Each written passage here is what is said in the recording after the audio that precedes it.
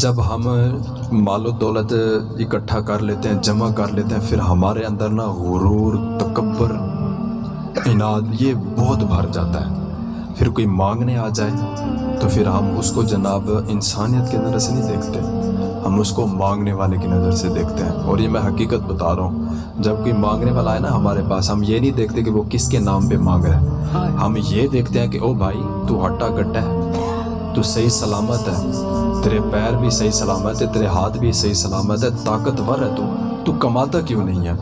ہم یہ نہیں دیکھتے کہ یار پتہ نہیں کون سی مجبوری آن پڑی ہے کہ وہ بیچارہ مانگ رہا ہے۔ میرے بھائیو ڈر جایا کرو، ٹھیک ہے نا؟ وقت نہیں لگتا، کوئی وقت نہیں لگتا، اس کا بھی رب وہی ہے، ہمارا بھی رب وہی ہے۔ کیا لگا ہوا ہے ہمیں کہ اللہ نے ہمیں مال و دولت دے دیا، اور کیا اس غریب نے بگاڑا تھا کہ جس کو اللہ نے غریب بنایا ہے؟ اور تو شکر ادا کر، ٹھیک ہے نا؟ تو شکر ادا کر کہ اللہ تعالیٰ نے تجھے دینے والا بنایا، کہیں لینے والا نہیں بنایا۔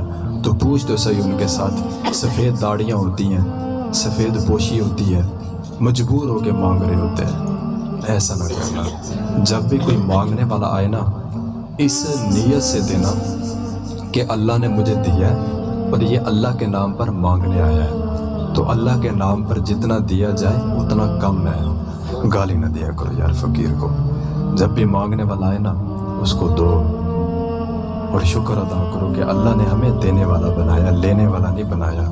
پتہ نہیں کون سی اس پر یار ایسی اللہ تعالیٰ کی طرف سے مصیبت پڑی ہے کہ وہ مانگنے والا بنا ہے اور ہم دینے والے بنے ہیں۔ کیا ہوتا ہے 5-10 دینے سے؟ کچھ ہوتا ہے؟ کچھ بھی نہیں ہوتا۔ اور میں یہ ہر وقت دعا کرتا ہوں باری تعالیٰ کبھی مشکل وقت نہ دینا کسی پہ، ٹھیک ہے نا؟